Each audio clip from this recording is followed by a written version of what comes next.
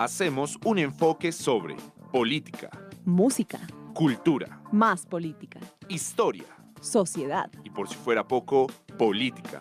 todo en un solo lugar, en contexto, en la calle, donde los jóvenes se toman la palabra. Esto es Al Derecho y al Revés.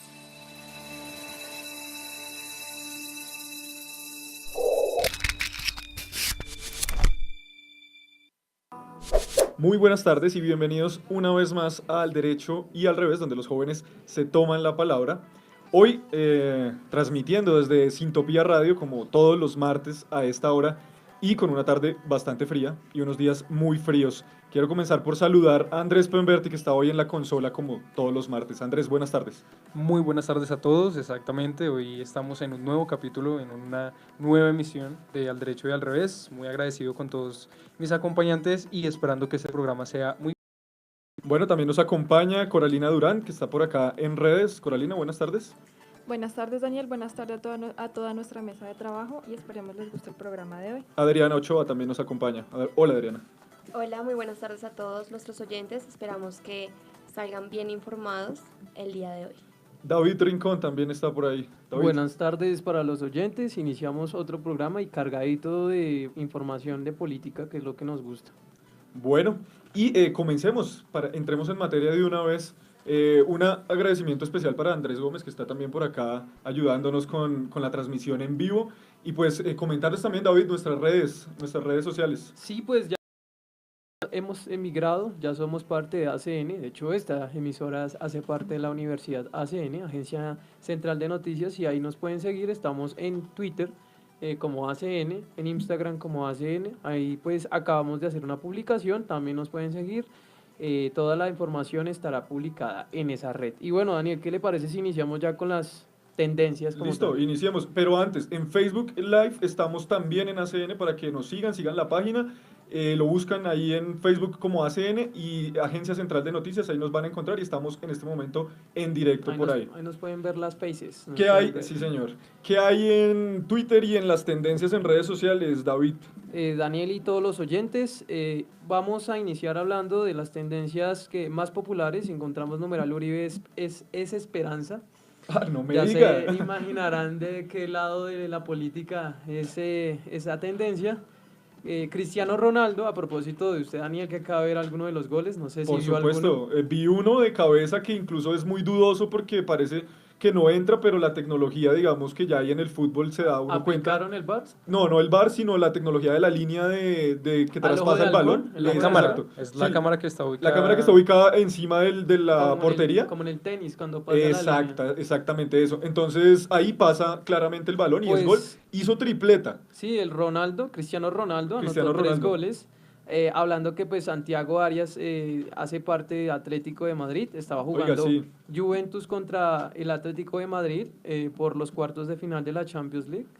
Y pues pasó la Juve, por supuesto. Pasó la Juve, lastimosamente, pues Santiago Arias, un gran futbolista de la selección, se quedó afuera. Sí, qué lástima por eso. No sé si estaba jugando Cuadrado. Cuadrado está lesionado, pero para la próxima fase de Champions, entonces pues bien por ese lado también, ¿no? Que entre Cuadrado y pues Ronaldo un monstruo completamente. ¿Qué otra tendencia hay por ahí? Encontramos Imer Machado. Ah, sí señor, él es árbitro del fútbol colombiano. Hay unas declaraciones ahí polémicas precisamente en esta ola de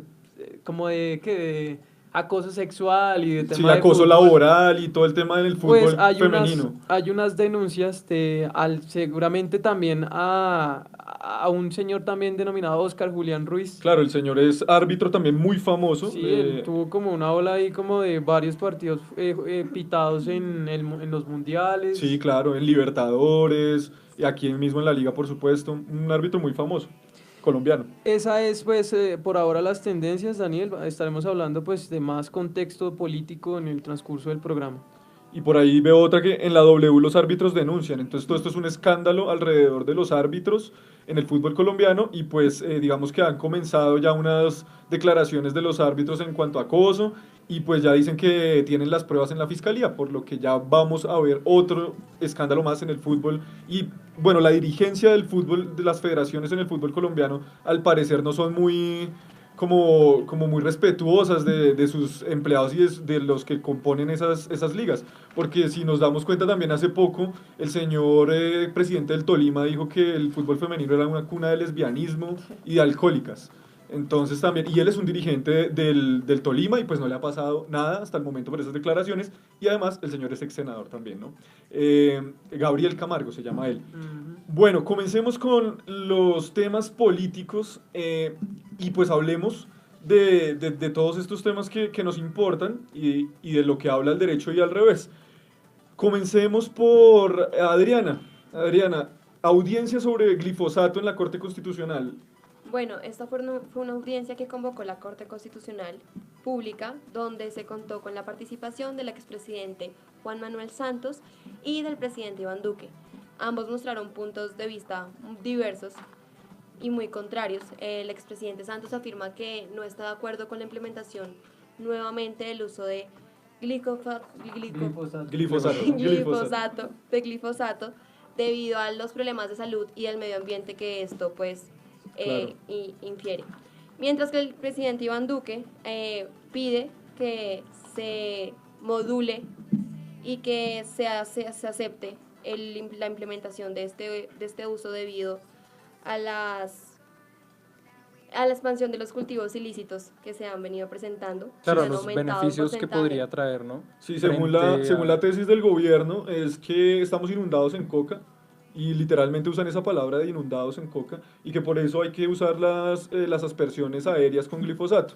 Primer vez también que se ve en la cara después de mucho tiempo los dos, el expresidente Santos y el presidente Duque, ¿no? Y es interesante que, si no estoy mal, no se saludaron. ¿No? No, porque estuvieron en horas diferentes. Ah, ok. Sí, No, además, no se eso para contaron. la foto no, creo que no le convenía ni Sí, a... no. Bueno, no le convenía al presidente Duque, que tiene un ala muy radical en su partido que no le permite hacer muchas cosas. Aunque los ministros de Duque, que creo que en el momento en el que llegó el expresidente Santos, Sí. que eran el ministro de Salud, la ministra de Interior, Sí. el ministro de Interior y la ministra Sí, la ministra del Interior y el de Defensa. Y el ministro de Defensa, sí se saludaron con el presidente Santos. El expresidente Santos. Ahora, yo estoy como los del Centro Democrático diciendo al presidente presidente al eterno? expresidente, sí, Sí. el expresidente Santos. Es una maña Bueno. y Sí, una maña ahí maluquita. maluca Una- bastante. Una de las exigencias más importantes es que se certifique con un estudio científico que el glifosato no implica un riesgo para la salud humana ni para el medio ambiente. Pero Ujú. de eso ya hay estudios Hay y unos están comprobados. hay un- Por ejemplo, hay un estudio de la Agencia Internacional para la Reivindicación del Cáncer y que hicieron un estudio pues con animales y eso, Ajá. pero pues que, o sea, en definitiva quedaron en que causaba nociones, era muy nocivo para los humanos porque causaba cáncer, Lesiones en la porque piel. lesiones en la piel podrían causar también Parkinson, o sea, afectar Problemas respiratorios. la Sí. vida reproductiva de una persona, incluso que llegue a la vida, o sea, un bebé a nacer con defectos. Ayer hablaba en un programa que se llama Voces RCN en radio, la senadora se me escapa el nombre del partido FARC, y ella decía que ella caminó los territorios que estaban pues fumigados y que se daba cuenta, por ejemplo, de que van nacimientos de niños con malformaciones. o Aida con- Bella, tal vez. No, ella es de Decentes en este momento, me parece. Es Sandra Ramírez, me parece que se llama la senadora del partido FARC. Sí, es Sandra Ramírez. Y bueno, entonces digamos que es un gran problema esto del glifosato, posiciones encontradas del expresidente Santos y del presidente Duque, y al final la Corte tomará una decisión, ¿no? La Corte Constitucional. Sí, ellos son los Em, encargados. Hubo por ahí, bueno, el ministro estaba sin cifras, ¿no? El ministro un poco desubicadísimo. desubicado o un tanto, por cifras, bastante. Bastante De desubicado. 2 sí. millones a lo que decía el señor magistrado a 700, más o menos, 700 O sea, millones. lo que decía el ministro era que la aspersión aérea con glifosato valía 2 millones, le costaba a la nación 2 millones de pesos. El magistrado decía que él tenía información de 100 millones por aspersión. Y los datos concluyen, los reales, que son 72 millones. Por ahí parece que sacaron a la persona que le tenía esos datos al ministro. Por ahí lo leí esta mañana, la noticia rosa de la política. Sacaron a la señora que tenía que ver con esos datos y pues no los dio bien. Y entonces, pero el ministro pues se queda muy mal parado en no saber ni siquiera cuánto vale lo que está defendiendo. Por ahí el fiscal también estuvo por allá defendiendo que se use, el fiscal me parece que está siendo como vocero del gobierno, ¿no les parece? con el tema de la JEP también salió a defender las objeciones del presidente, que ya vamos a hablar de eso, pero también salió a defender el tema del glifosato y dijo que las implicaciones en la salud de la gente que tiene el glifosato es lo mismo que hacen las carnes rojas. Sí, según él es porque precisamente unas tablas que muestran la capacidad que tienen distintos, digamos, objetos o distintas comidas o distintos medicamentos en la salud del cuerpo humano, se encontraba en el mismo lugar las carnes rojas. Exacto. Para Es producir que cáncer los como el problemas como glifosato. tal son crónicos, no se ven exactamente en un tiempo determinado, sino es a futuro que se van generando esos problemas. Bueno, pues ahí está el tema, esperemos que la Corte decida y pues que sea lo mejor para los colombianos y para los campesinos colombianos, que finalmente son los que sufren todo este tema, porque además también esta aspersión termina también por llegar a los cultivos de pan coger, y pues esos cultivos, pues la gente se queda sin comida prácticamente. Entonces, bueno, ahí hay un gran problema. Y esperemos que todo se solucione y pues que sea lo mejor para las personas, para los campesinos. Por otro lado, Coralina, Partido Conservador cambia de presidente. ¿Quién es el Bueno, Nuevo presidente. El nuevo presidente del partido? el nuevo presidente del Partido Conservador se llama Omar Yepes. Sí, que ya ha sido presidente como 1000 veces. Esta es la cuarta vez que asume la Bueno, presidencia ahí. del partido. Ahí está el Y dato pues, oficial, 4 veces. Bueno, hablemos un poquito de él. Él pasó pues como varias décadas como congresista, después en Caldas, como dirigente absoluto pues del partido, en las otras nominaciones o representación política que tuvo con este partido. Y pues lo que dijo actualmente es que pues llega al partido con el propósito de que el partido tenga más presencia, no tanto con el gobierno, porque actualmente apoya al gobierno, Sí. sino que también tenga como sus propias ideas y genere nuevos cambios en el partido, y pues que también está mirando la posibilidad de que lancen nuevos candidatos para ahorita las elecciones a Bogotá y en los otros departamentos. Dice que, y lo cito así, tiene una mente joven, quiere quitarle el miedo al partido de hacer política propia. Sí. Como decía Ellos antes, no ellos tienen no- casi nunca, o sea, en los últimos tiempos no han enviado candidatos propios, siempre se adhieren Sí, a candidaturas a lo de que otros dice el gobierno. partidos. Entonces, ellos dicen que se quieren reinventar hace más de 10 años. Bueno, yo creo que he escuchado de lo que comencé a, no sé, a leer de política, lleva por lo menos unos 8 años tratando de reinventarse.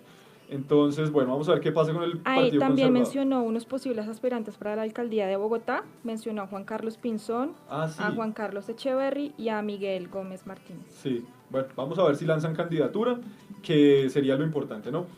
Por otro lado, el presidente objetó este domingo en 6 artículos de la JEP, y como ya habíamos hablado en este programa, la JEP, digamos que es la columna vertebral del proceso de paz y del acuerdo de paz y del posconflicto.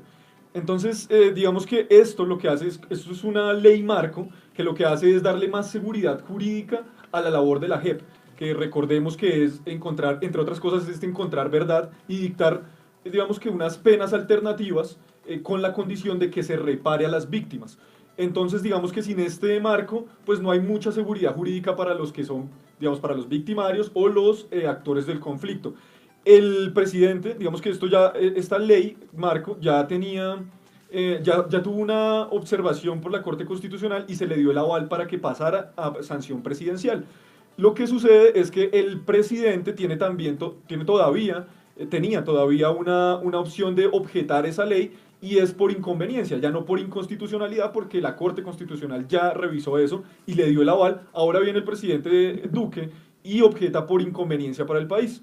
Digamos que es bastante subjetivo eso de inconveniencia para el país, pero el presidente lo ha decidido así y objeta 6 artículos en concreto.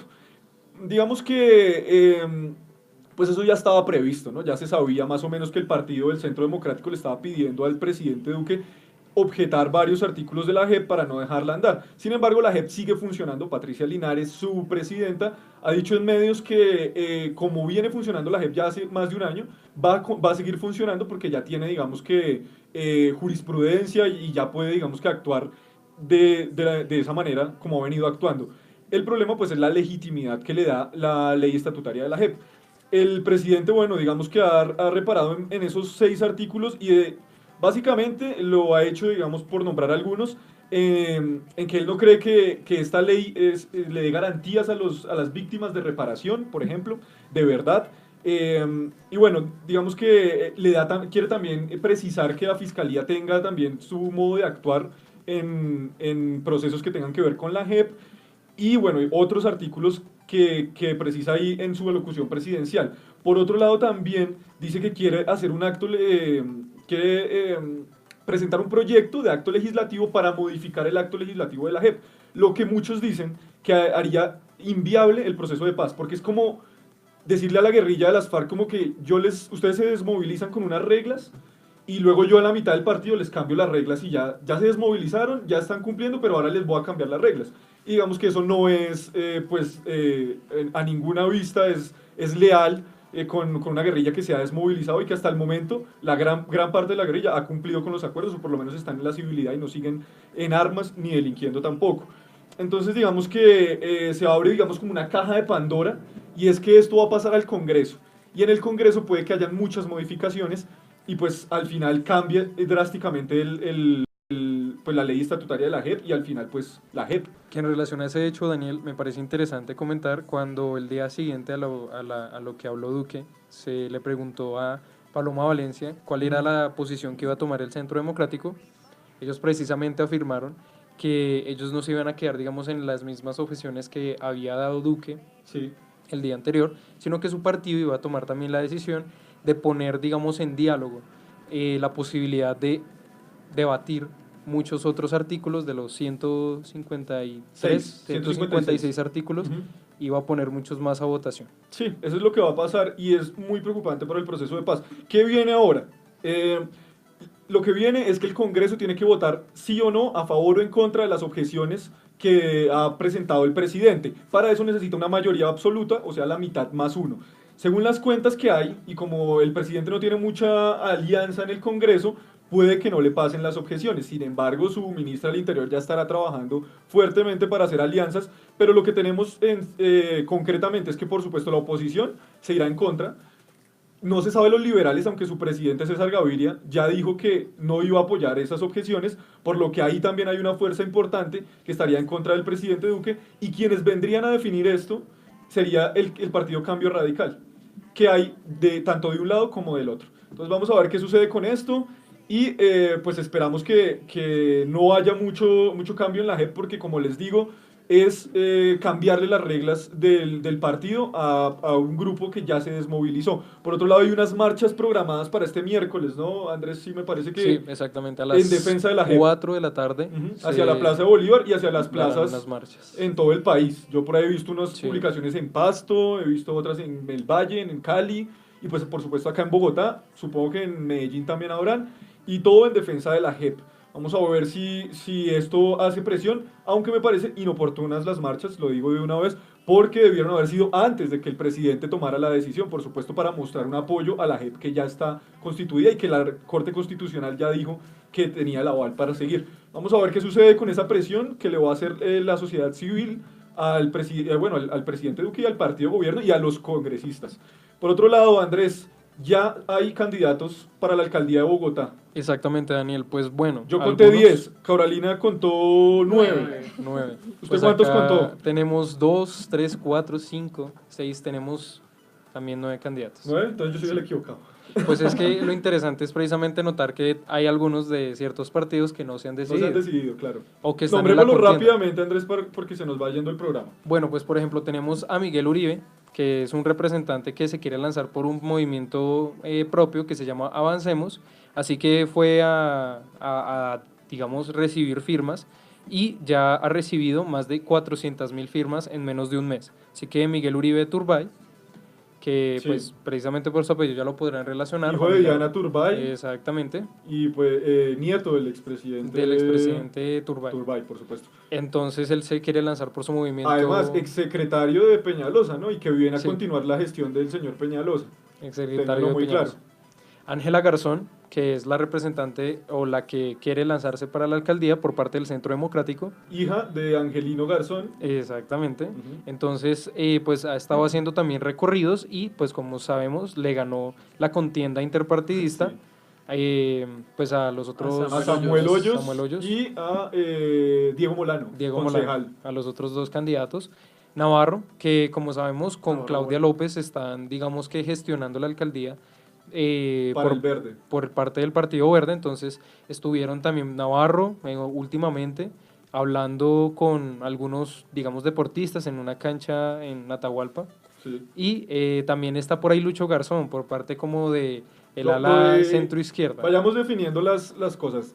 Navarro y Claudia, por el verde, se van a ir a consulta, esa encuesta, ¿cierto? Primero van a ir a encuesta. El método de escogencia es la Exacto. encuesta. Y luego se van a ir, pero si no estoy mal, ellos también optaron por una, digamos, votación interpartidista. Ah, bueno, sí, pero esa es aparte. Pero digamos, para Sí. escoger el candidato del verde va a ser por encuesta. Sí. Y eso va a ser en abril. En abril. Listo.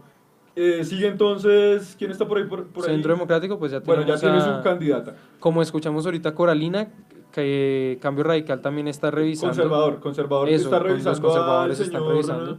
¿cómo se llama? El ex ministro de Defensa. Guillermo No, el de Rivera. Santos, que tú lo nombraste ahora.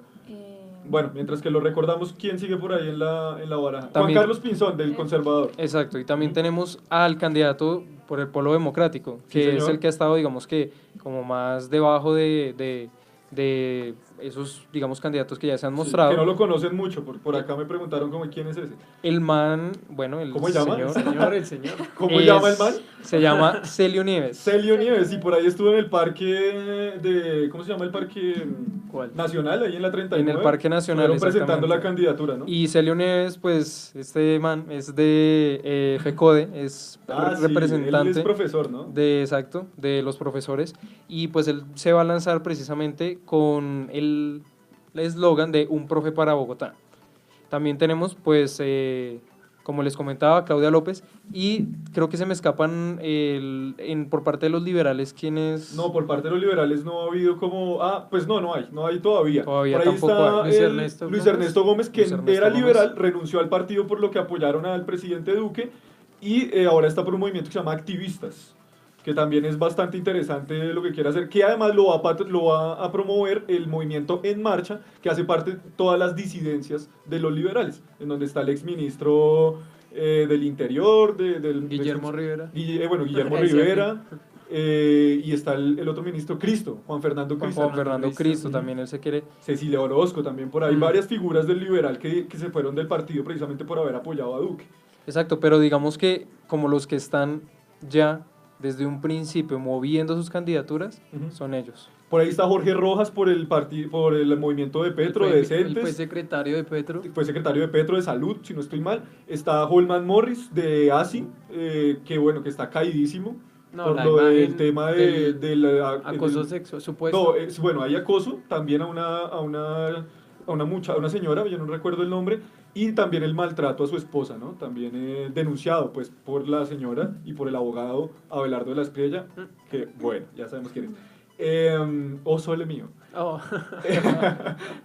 Y entonces, ¿alguien más por ahí en la baraja? Por acá no tenemos más. ¿Ustedes No cómo sé si ven ese algunos- tema? ¿Cómo ven ustedes el tema de las alcaldías? ¿Quién Yo- cree que yo ya tiene leí- una opción así Yo ya grande? leí lo de las como más o menos propuestas de Navarro Wolf y me interesa Sí. el tema de las basuras. Él está concentrado Muy interesante. en Doña Juana, el botadero de Doña Juana. Creo que es vital quien quiera ser candidato, concentrarse en ese problemilla o problemón desde muchos años en Bogotá.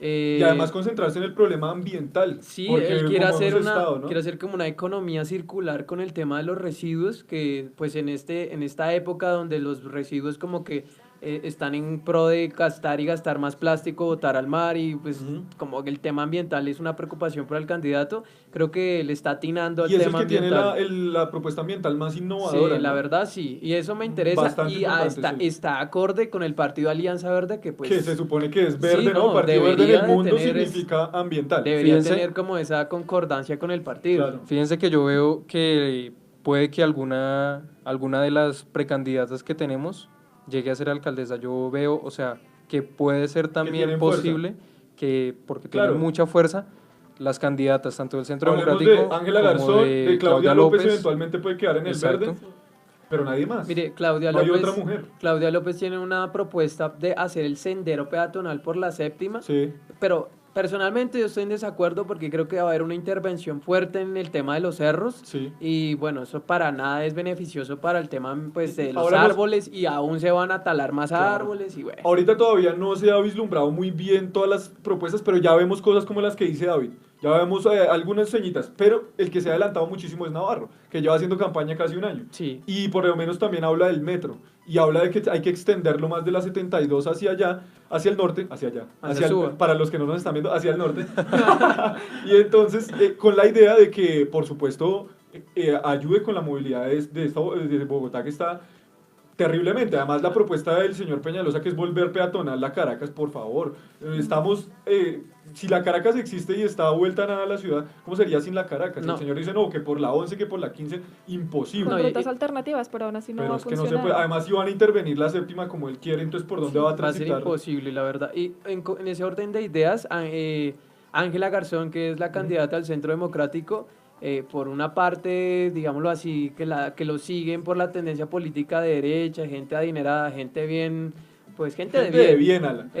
Pues está apoyándola justamente por el tema del impuesto predial y Sí. la valorización, que pues obviamente afecta el bolsillo de los pues, grandes o la persona acomodada del norte chapinero, que pues no le interesa, además de que hagan un centro de integración, pues porque finalmente no lo van a utilizar. Ujú. Quien lo va a utilizar es la gente humilde, y no hay gente humilde en Chapinero, en la parte alta de Bogotá. Vamos a ver qué pasa con ese tema. Yo voy- Pues que bueno, bueno, ahora hablando de otras cosas, va a haber consulta interpartidista, por supuesto. Se van a enfrentar, por supuesto, la derecha y la izquierda. Miguel Uribe y por Ángela Garzón hay como, bueno, tendencias de Sí, derecha, digamos que la derecha va a línea estar- Peñalosa, línea de centro. La derecha va a estar conformada por el conservador, que salga, puede ser Juan Carlos Pinzón. Ángela Garzón, que va por el Centro Democrático. Miguel Uribe.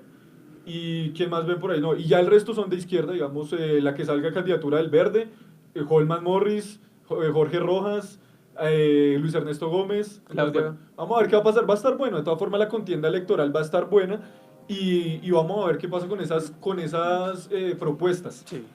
Nos vamos con un poquito de música y volvemos con el tema central entonces. En Adentro.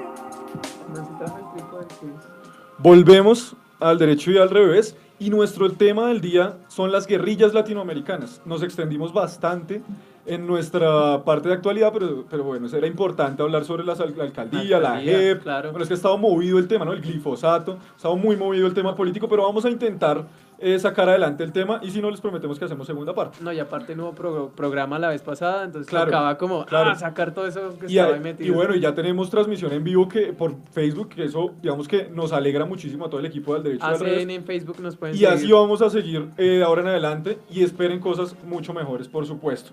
Bueno, entremos en materia con el tema central y son las guerrillas en Latinoamérica. Un tema que por los años 60 fue tremendamente popular, las guerrillas, en casi que todos los países. Leí por ahí que Ecuador fue el único que no tuvo guerrillas.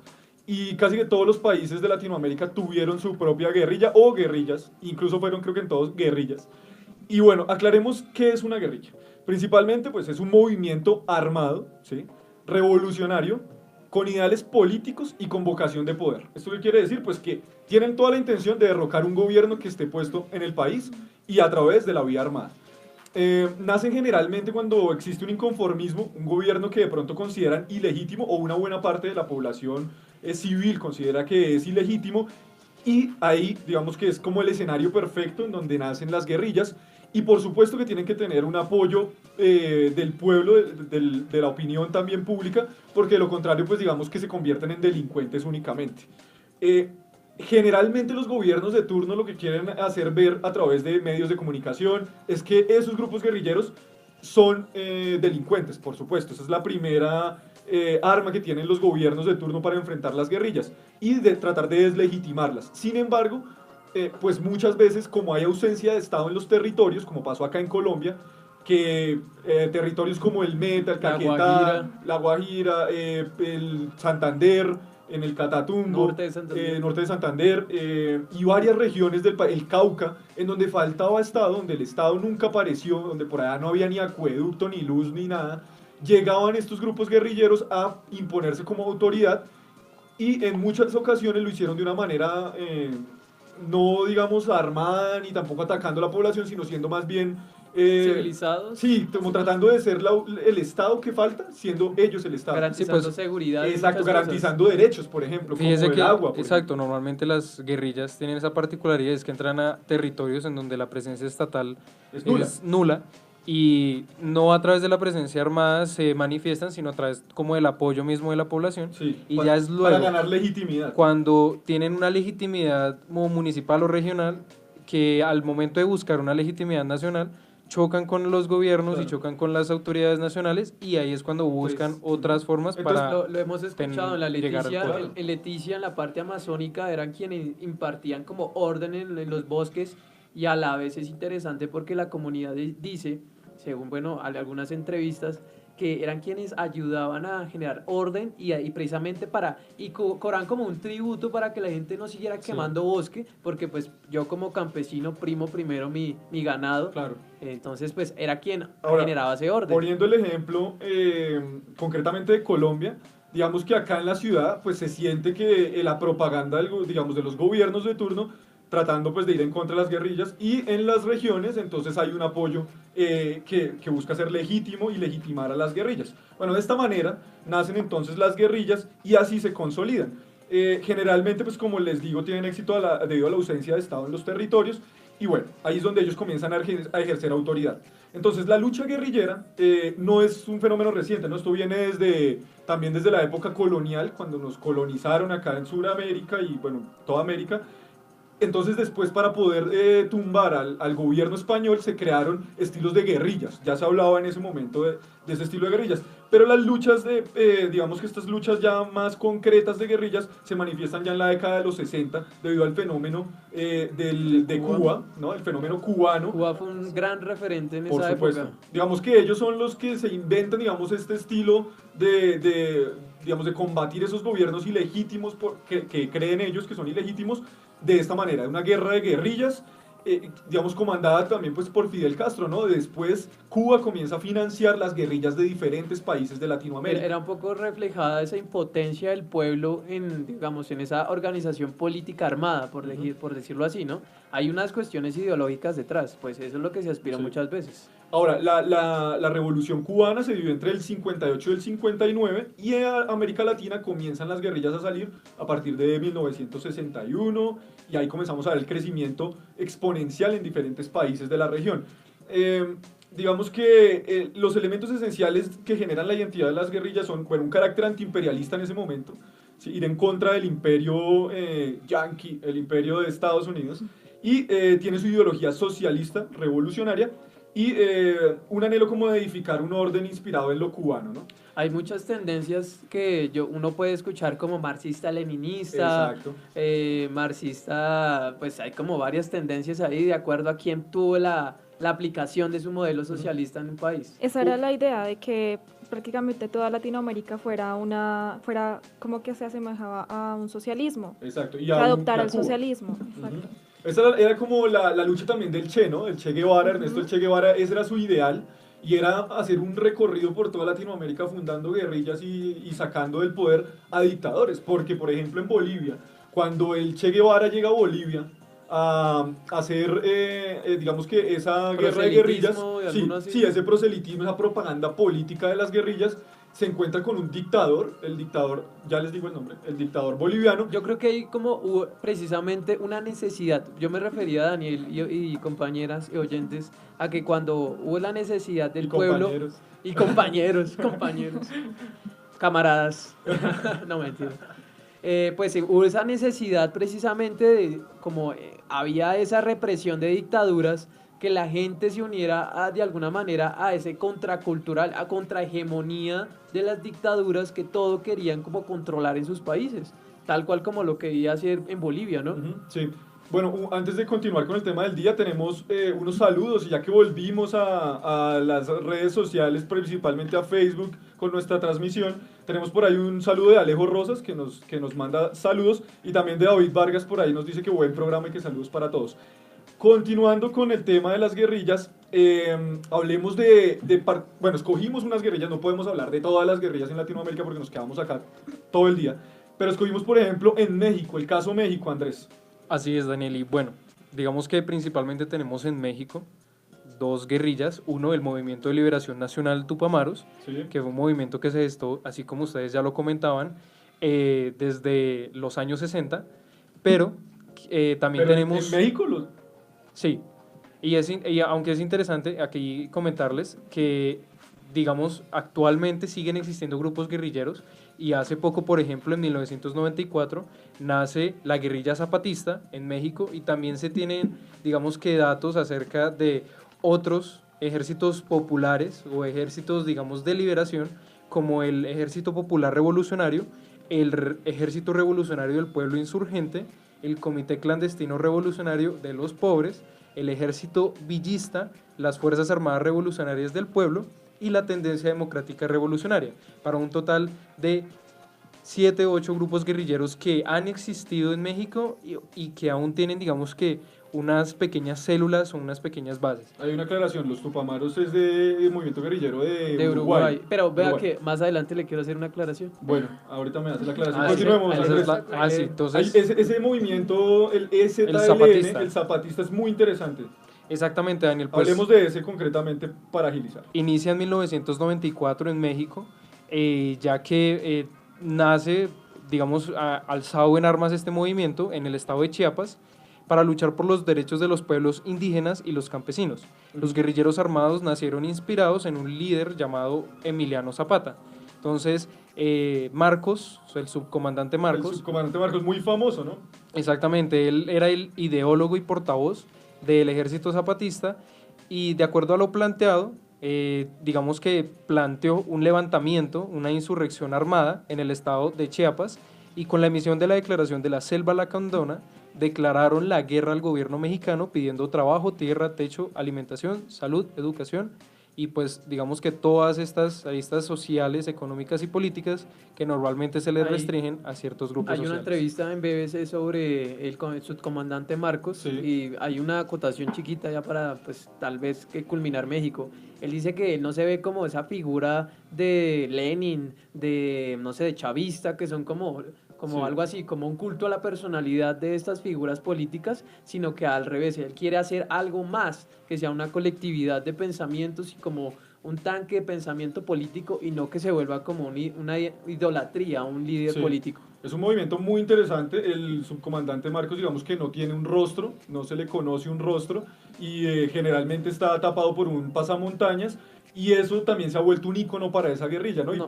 Y para todos los que apoyan, también con un apoyo grandísimo de la sociedad civil Sí, en México. eso que usted dice, la comunidad indígena es primordial. Yo creo que quien tiene relevancia ahí como actor político es la comunidad indígena, que tiene digámoslo así, una voz a través de esta guerrilla, ¿no? Un día deberíamos hacer un programa únicamente de esa guerrilla. Me parece una guerrilla, es que es un movimiento bastante interesante con unas aristas increíbles en todos los puntos. Le tengo invitado. Bueno, vamos a hacerlo. Entonces Vamos a vamos a hablar de hacerlo, eso porque si es la un gran, acordamos. es que es un gran tema, de verdad. Y mi invitado fue a México. Bueno, ahí está. Entonces vamos a hacerlo prometido sobre el ejército zapatista de De liberación, Liberación Nacional.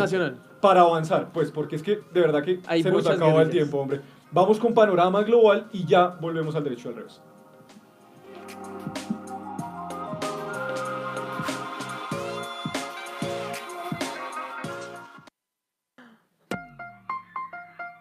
Los los hechos políticos internacionales más relevantes en Panorama Global.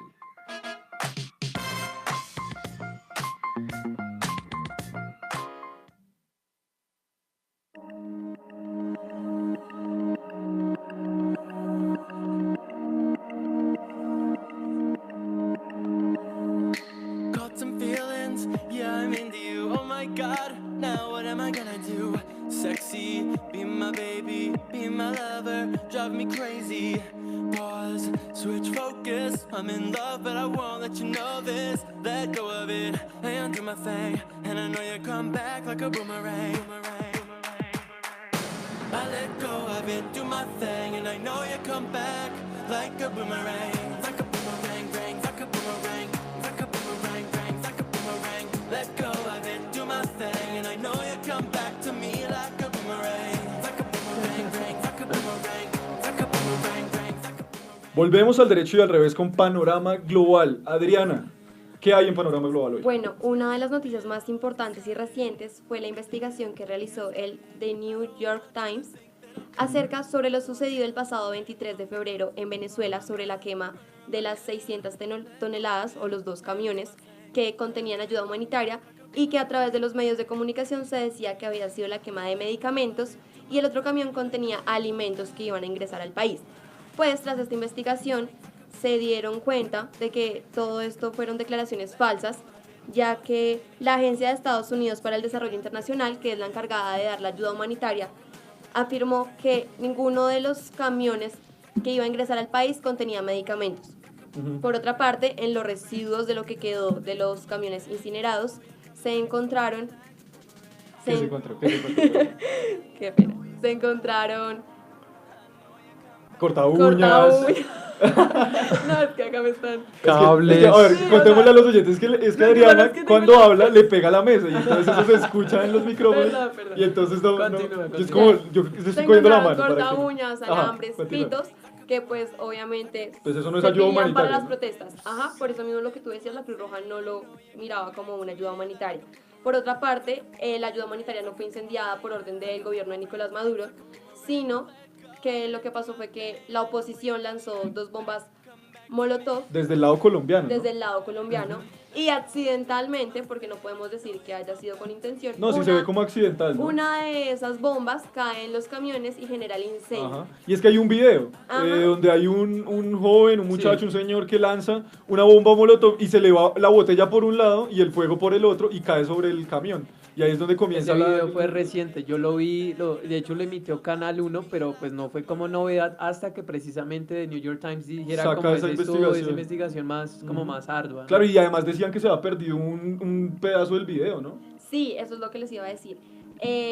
El The New York Times confirma que el gobierno del presidente Iván Duque envió una serie de fotografías y de videos una vez comenzaron los actos violentos, pero que según las investigaciones se puede deducir que fueron editadas para mostrar círculos alrededor de las fuerzas de seguridad venezolana y que hay un lapso de 13 minutos que no está presente en los videos que envió el gobierno colombiano. Inquietante de todas formas y pues para ver que no todo es como, Es o sea, el- no es es el blanco y manejo, negro, acá es hay el manejo matices, acá hay cosas de la que, información sí, hay como manejo tal. de la información, invitación a ser muy críticos, a mirar las cosas desde otras perspectivas y como desconfiando siempre, ¿no? No comer entero la No comer información. entero, por Más supuesto. ahora en esta actualidad llena de Exacto, información. llena de bombardeados de información, no sabemos qué es verdad, qué es mentira, entonces, por favor, confrontar las informaciones porque después nos quedamos en discursos que al final nos llevan a tomar decisiones bastante malas. Esto hubiera podido desencadenar una guerra y mire lo que realmente iba a pasar, según esta investigación, según el video que se ve. Listo. Por otro lado, ¿qué hay, Adriana? Rápidamente. Por otro lado, nos encontramos con que el gobierno de Finlandia renuncia. La pregunta es ¿por qué? Pues este viernes 8 de marzo, todo el gabinete del gobierno del primer ministro de Finlandia ha decidido renunciar tras no poder cumplir con la reforma que quería hacer al sistema de salud y de bienestar social en este país. Ujú. Entonces, hay que aclarar que faltan 5 semanas para las próximas elecciones y que mientras tanto el gabinete seguirá siendo pues parte del gobierno Sí. de forma interina. Bueno, al menos renuncian allá, ¿sí? O sea, Pero cuando Pero mira la que gente la hubieron embarra, críticas por debería la renunciar. renuncia. ¿Sí? ¿Por qué? Hubieron críticas de la renuncia por la oposición porque decían que qué sentido tenía renunciar, pero el primer ministro dijo que eso era perdón por la mesa otra vez, lo siento, qué pena a todos nuestros Se oyentes. nota- Me se nota la- distraen porque es que no me dejan. Se nota la ética de los políticos europeos, ¿no? Sí, es diferente el caso porque acá la verdad es que cometen los errores y nadie renuncia. O sea, Pasa aquí como si nada. sí, continuemos la vida, es que a mí ya me El ministro nombraron. dijo que eso era responsabilidad política. Listo. Bueno, continuemos con el tema del día porque ya lastimosamente se va Tiempito, acabando bueno. el programa y vamos entonces a referenciar las guerrillas más importantes de, por ejemplo, Uruguay, David. Bueno, pues rápidamente, el tiempo está... Está corriendo, está, corriendo y está corriendo. en nuestra contra. Pues principalmente hay una guerrilla bastante nombrada, pero le digo un datico interesante con el Cuente. manejo de la información. Y es que durante el auge de esta guerrilla, las autoridades o el gobierno prohibieron a la prensa dar las noticias sobre las acciones tupamaras como tal, o mencionar inclusive sus nombres. De su existencia como tal. La única manera de saber era a través de algunas noticias internacionales. Me parece una estrategia bastante perversa, sobre todo un gobierno ni siquiera nombrar la existencia de una guerrilla. Eso era algo que pues iba en contra de la guerrilla como tal para hacerse un tipo de publicidad, por decirlo de alguna manera. En guerrilla viene o se deriva de su nombre por la llegada pues como de esas guerrillas, auges de guerrillas, en 1811 como esa ola de independencia donde se querían los indígenas como salir del yugo de los españoles y el virreinato precisamente de Perú viene de un indígena que se llamaba José Gabriel Condacarí Tupac o Tupac Amaru II, perdón, Tupac Amaru II, que fue como... Pero si le dice Tupac Amaru 2, queda como Tupamaros. Eso era lo que le estaba mencionando Adriana. Todos sabemos de Tupamaros como por el tema del grupo musical y la agrupación sí. Oye, de y eso, merengue. ¿sabemos por qué esa agrupación musical de merengue se llamaba Los Le digo el Tupamaros? dato el próximo Bueno, programa. vamos a ver. Surgió como movimiento en 1960, ya vinculado como a grupos de diversos, o digámoslo así, de grupos de izquierda, de política precisamente uruguaya, de partidos socialistas, maoístas, algunos anarquistas. Sin embargo, el nacimiento como tal se dio formalmente en 1965. Algunos actos así relevantes de la guerrilla, pues intensificó su actividad guerrillera en la época del gobierno de Jorge Pacheco Areco. Eso fue en su gobierno autoritario o dictadura de 1968. Hicieron algunos ataques como para resaltar en una emisora de radio, secuestraron al presidente de una compañía estatal de energía eléctrica y hicieron un asalto en el Hotel Casino Carrasco, donde hicieron un millonario robo, pues como esos tipos de actos son como precisamente para financiar Para las financiar guerrillas. la guerra, sí. Uno de sus fundadores fue el señor Raúl Cedic Antonasio. Él fue ministro de Defensa en el 2016, precisamente previo, De Pepe, ¿no? previo a eso. Él fue ministro, pero precisamente como en esas épocas, precisamente en ese año murió a la edad de 74 años. Él fue el fundador del movimiento de izquierda, de político armado, luego ya formado como un partido democrático. Sí, ya cuando de pasaron tendencia izquierda. a la legalidad, digamos, a competir políticamente Y con ya la palabra. para finalizar, o para dar un poquito más de contexto, uno de sus políticos más renombrados o famosos fue el señor José Alberto Pepe Mojica Cortado. Él nació en 1935 en Montevideo, fue un político uruguayo. Todavía es.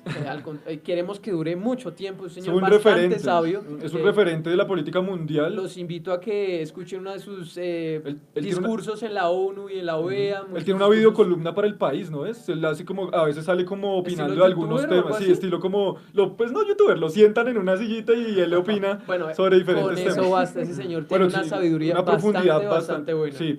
Para complementarle ahí, David, hay una película en Netflix que les recomiendo que se llama La Noche de 12 años y cuenta cómo Pepe Mujica y otros dos compañeros vivieron la época presos, dictadura? cómo los metieron presos por 12 años, Correcto. cómo Sí, tuvieron, sí. digamos, cómo fue, es lenta un poco la película, pero es obviamente, pues, ¿qué puede uno contar de una persona que la tienen asignada en un cuarto de 2 metros por 2 metros? Pero vea que Pero es muy, muy bacana la película. Es interesante que todos estos líderes políticos que los meten a la cárcel, hacinados, empiezan como a maquinar su idea política, cómo vamos a cambiar realmente el país. Muchos encarcelados políticos, presos políticos, hacen ese tipo de, como de actividades.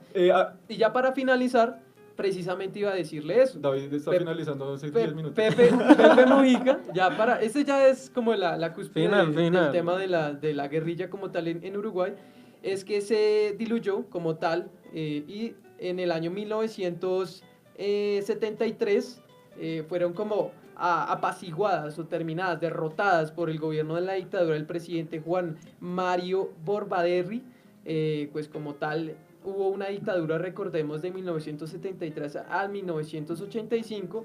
Luego el señor Pepe Mojica, gracias al indulto que como que se profesa en ese país, él sale de la cárcel, como lo había dicho usted, en la película pueden ver un testimonio, se lanza a la presidencia y fue presidente o fue convocado, se lanzó a la presidencia el 14 de diciembre del 2008 y en el 2009 fue presidente de la República de Uruguay.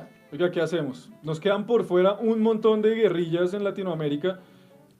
Ya se nos está acabando el tiempo. Bueno, les propongo algo.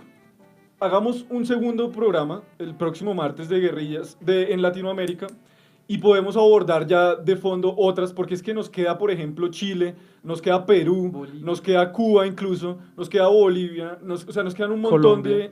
Digamos, Colombia no lo quisimos tocar, Argentina nos queda, por ejemplo. Entonces, digamos que queda un montón de que hablar de este tema, hay mucha tela por cortar. Y pues les propongo que hagamos un segundo programa el próximo martes. ¿Qué les parece? Sí, que Adriana toque la mesa si está de acuerdo. Bien. Bueno, ahí está. Dos toquecitos a la mesa. Por lo pronto, entonces, y para finalizar, bueno, muy pendientes entonces el próximo programa con nuestra segunda parte de las guerrillas en Latinoamérica. Y por ahora nos vamos con Estación Cultural.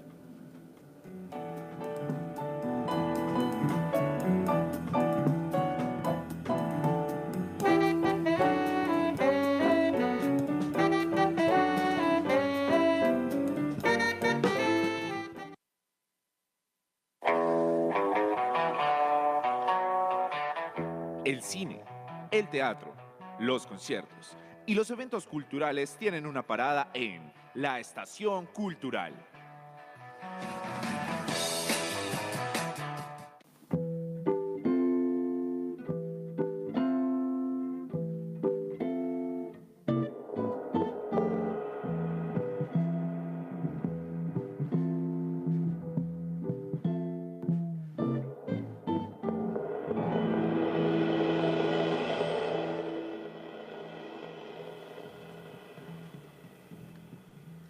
Bueno, y continuamos en Al Derecho y al Revés con Estación Cultural.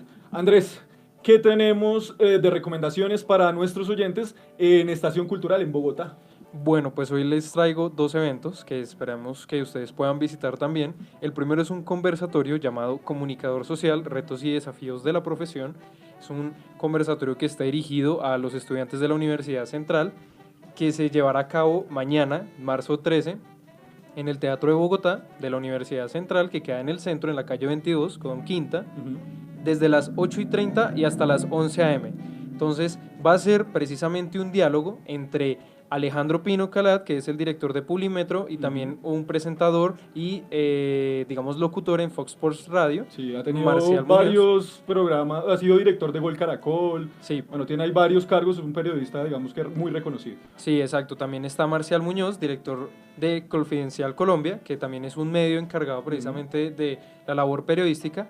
Ricardo Galán, doctor honoris causa en comunicación, que también tiene su propio medio de comunicación digital muy interesante y que tiene una experiencia brutal en el ámbito del periodismo, ya que, digamos, fue fundador de Noticias 1 y de Canal... Y es un académico increíble. Exactamente. Gran peso en ese panel, ¿no? Sí. Ramón Jimeno, consultor y asesor de comunicaciones, que también tiene un papel importantísimo en, digamos, la particularidad de marketing y de la comunicación ligada, pues, a la política.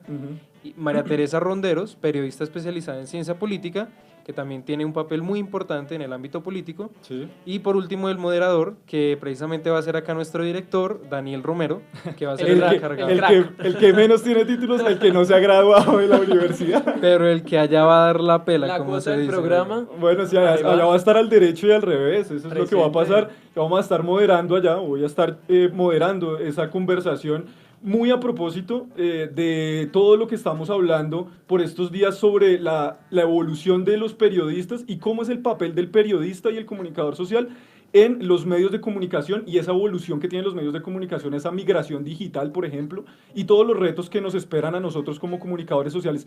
Muy importante todo este tema y pues allá esperamos que esté prácticamente toda la Facultad de Comunicación Social y Periodismo de la Universidad Central. Invitados todos, pueden ir pues personas externas a la universidad, como también, por supuesto, todos los que hacemos parte de esta universidad. Imagino que van a ir, ¿verdad? Claro que sí. Vamos a hacer todo el esfuerzo posible para bueno, poder. allá los veré y bueno, haciéndome barra por ahí. Exacto. Y el otro evento que les tengo son las visitas comentadas que se realizarán en el Museo de Bogotá, que es un museo súper interesante que también queda en el centro y que precisamente ahora está dando la exposición. Yo también tengo esa foto, es una exposición muy sí, bonita, la he visitado, en la que se le pidió en el año, si no estoy mal, 2017, a toda la población bogotana y colombiana que enviara las fotos más importantes de su familia, antiguas, y que a través de esas fotografías se armara una gran exposición acerca de la historia de Colombia y de Bogotá contada a través de los protagonistas, es decir, la propia ciudadanía. Bueno, pues ahí están las recomendaciones para nuestros oyentes en materia de cultura y pues bueno, ahí les queda la invitación.